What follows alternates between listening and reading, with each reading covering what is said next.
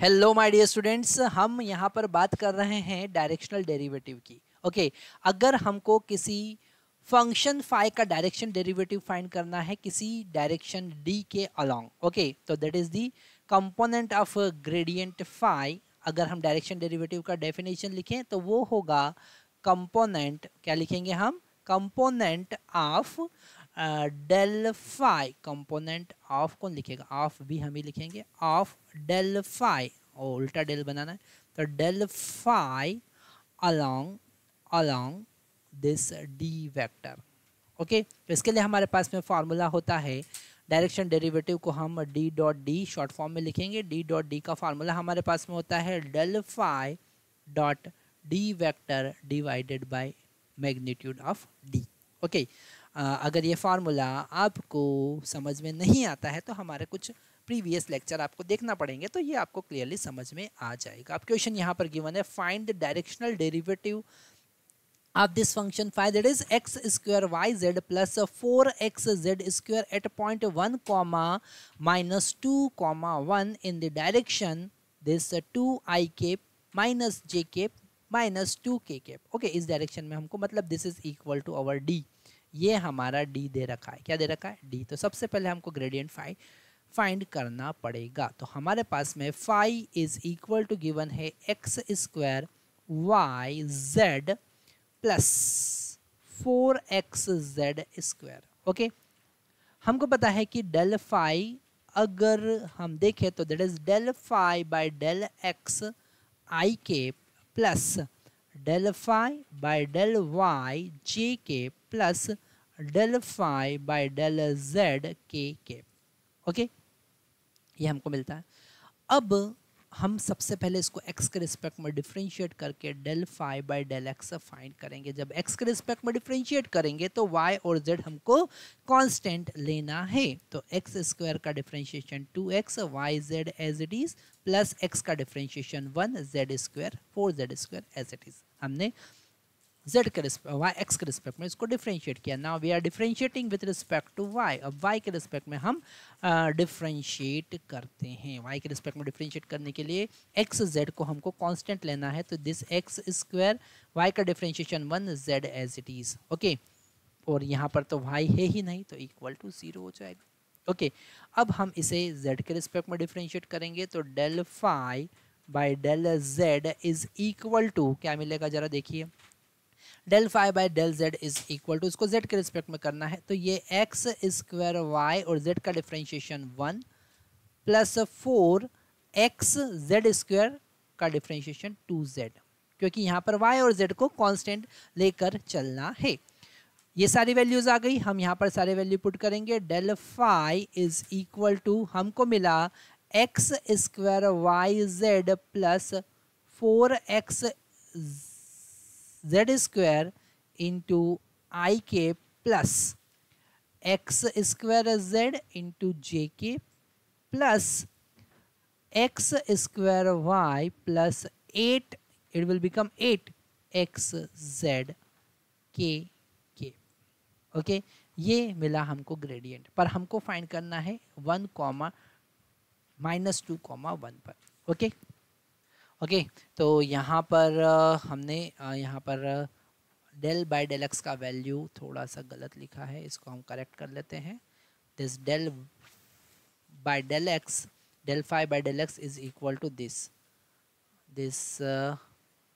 2xyz plus 4z square. लिखने में थोड़ा गलती हुआ है तो हमने उसे करेक्ट कर लिया।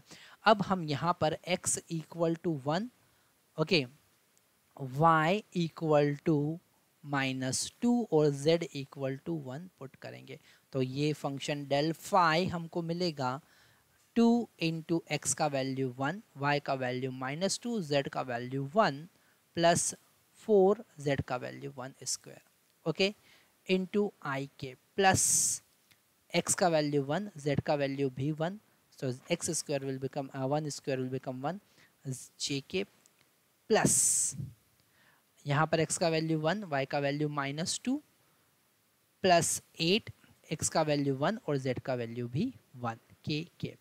ओके, इसे हम कर्ली ब्रैकेट में लिख लेते हैं। तो यहाँ पर बच्चा लोगों डेल फाई हमको क्या मिलता है, ये हो जाएगा -4 + 4 that is equal to 0. Oh this will become 0, so 0 I K and plus जे के, और ये हमको मिला 8 - 2 that is equal to 6, so it will become plus 6 K. ठीक है भैया, ये हमको मिला डेल फाई.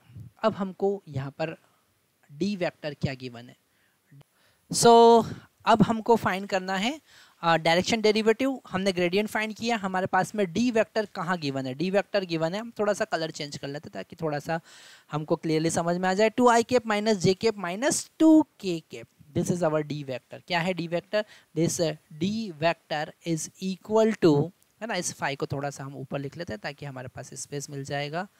तो दिस फाई, अभी हमने डेल्टा फाई फाइंड किया है जे के प्लस 6k के. ओके, ये है हमारा delta phi.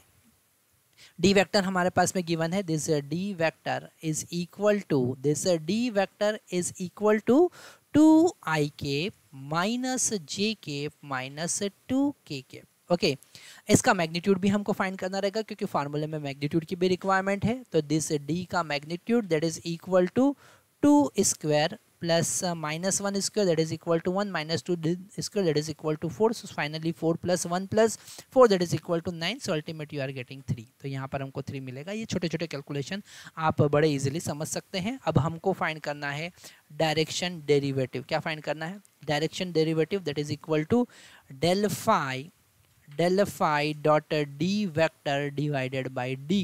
So what is del phi, that is j k plus 6k k.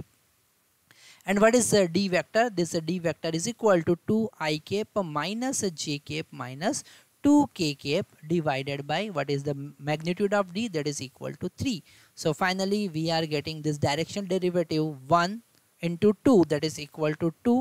Oh sorry, this I component is equal to 0, so इसको तो हमको यूज ही नहीं करना है ना.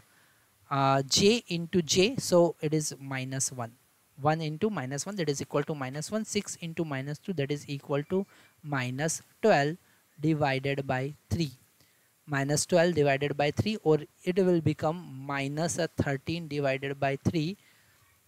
इसका हम मैग्नीट्यूड ही देखेंगे तो हमको मिलेगा 13/3. क्या मिलेगा, 13/3. So the direction derivative is equal to